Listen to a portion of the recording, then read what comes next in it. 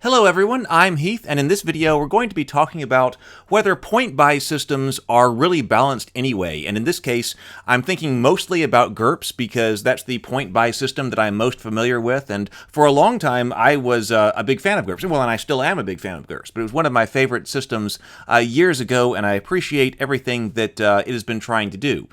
And basically, in a point-buy environment, rather than trying to roll dice for attributes or, construct them in some other way and all of the other things that have to do with your character, everybody's given a certain number of character points, and then they can choose to purchase increased strength for a certain number of points, or increased intelligence, or have certain skills at different levels, or also get certain advantages for their character. Or on the other hand, oftentimes, as in GURPS, you can choose to have a lower strength than might be average, or have some disadvantages for your character, which gets you more character points to spend elsewhere. And theoretically, then, if everybody at the table is given 150 character points in order to create a character, then you end up with balanced characters across everyone, because everyone's using the same system to buy points with, or to buy all of their character attributes with.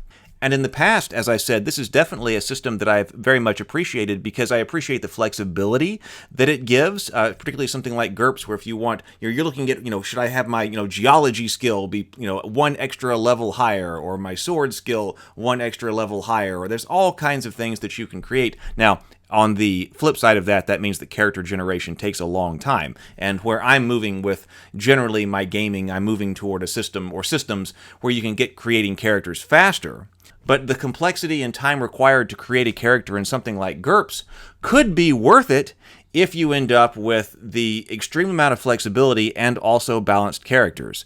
But, I've come to the conclusion that I don't really think you do anyway, because as has been pointed out on the GURPS boards and elsewhere, that, if you're in combat, if you're in battle, then a character that is built on 50 points is going to be much more effective if off all of those 50 points are optimized for combat than somebody else who has, a 250 point character but is not optimized for combat, that's much more well-rounded and all of these different things.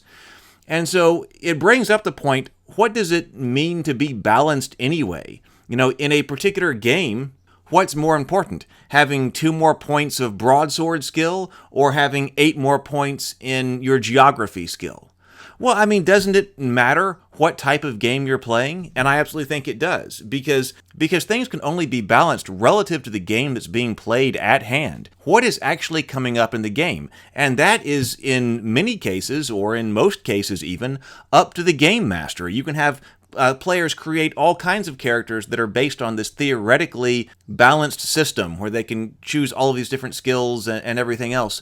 But then if the game ends up being just a dungeon crawl, well, then was that balanced? All of the players who took weapon skills are far better than anybody else. And so it still puts, even these point-buy systems still put so much in the hands of the game master to try to balance anyway. And so that makes me wonder, is it even worth the cost, really? And cost, I'm talking about in terms of time and complexity at the table to generate these characters. If there's no guarantee that they're actually going to be balanced anyway by the time you get to the table. Because in other systems, of course, the game master has a lot to say over making sure that the paladin and the rogue, and the halfling, as well as, some kind of, dragonborn player, all share a certain amount of screen time, at the table, where it's focusing on their character, and what their character is doing matters. That doesn't go away just because you put everybody into this point-buy situation. It doesn't. Because likewise, if you've got characters who do want to take a lot of fighting skills and things like this, but then you end up running political intrigue, or that's the way the game ends up going, well, was that really balanced for the characters who had all combat skills? I tend to think not, right?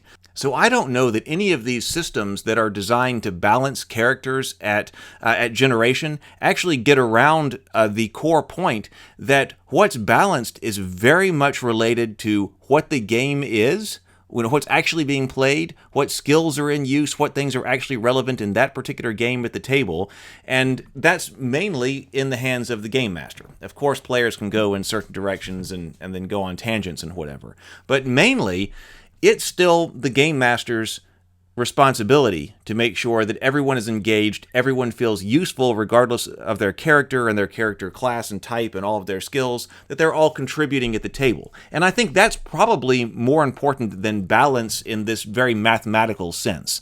What we're trying to make sure is that everyone, of course, has a good time at the table, but that everyone feels useful, that they feel that they have contributed toward the accomplishment of the goals of the game, quest, or whatever it is that's being played out, and that they don't feel that because of some bad choices they've made at character generation, they're just not going to be useful. So to me, that is kind of a reason to move a little bit away from point-buy systems because of the complexity of some of the systems. Now, GURPS is definitely on the more complex end. There's all kinds of options. There are all kinds of variations. You're not even talking about whether you're skilled in something or not skilled in something. You're talking about to what degree you're skilled, and all those skills are ranked by, hard, very hard, or easy skills and things like that. So there's a lot of complexity there. So as always, I think it's a balance between the complexity that you're adding, and then are you getting something back from that, hopefully more than you put in once you actually start playing at the table. So there are definitely ways, I think, to do point-buy type systems that might be far less complicated than something like GURPS. Because you could say everybody's got 10 points, and then here's some cards, which is something I'm kind of thinking about. But, you got 10 points. Here are some cards. Pick these cards that generate your character up to 10 points. Okay, well, that's a pretty reasonable way to do it. And if it only takes 10 minutes of character generation at the table, and everybody knows that, if you want these particular attributes, these particular skills, or this particular advantage or whatever, it costs that amount for everybody, and they all could have bought it, or they could have chosen to buy other things.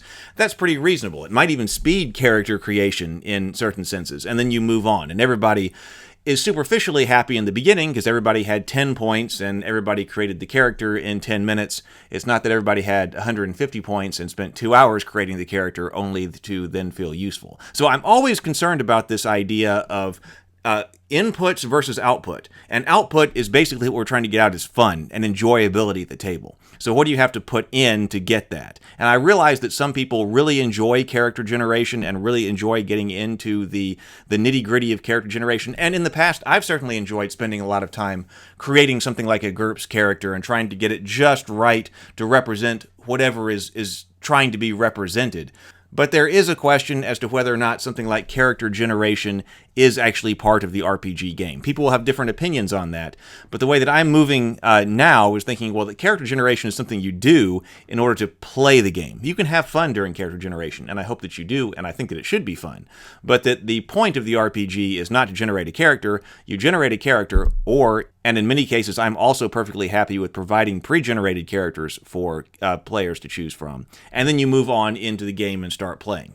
So my thinking now is that there are mechanical ideas about what balance is, and I think those are important because I was talking about in another video about if you've got some core attributes, probably all of these core attributes should be roughly equally useful. Now, in a point-buy system, you do have the extra advantage that, well, if they're not all equally useful, if you need all of them, but these few over here are actually more important than these over here, then they can cost more points. And that does sound reasonable because you're balancing it in that way rather than saying, well, everything is an equal trade-off, which might not be possible in some systems. But once we move beyond some kind of minimum level of mechanical balance across the rules, because of the nature of RPGs, we are starting to move into, I think, some very gray territory that is ultimately always thrown back to the game masters and also how the players are playing the game. But the game master has a lot of control over that. So what do you think? Let me know down in the comments. If you enjoyed this video, please like, subscribe, and all of that jazz. It really helps a lot. But also, please check out The Cultists, the web series on this channel about modern-day D&D playing Lovecraftian cultists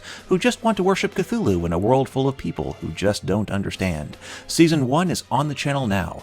But also, please check out my YouTube channel. I have over 150 videos on tabletop games and the fantasy genre. If you've enjoyed this video, you might enjoy many of them as well. I look forward to seeing you for them and many more videos to come. Later.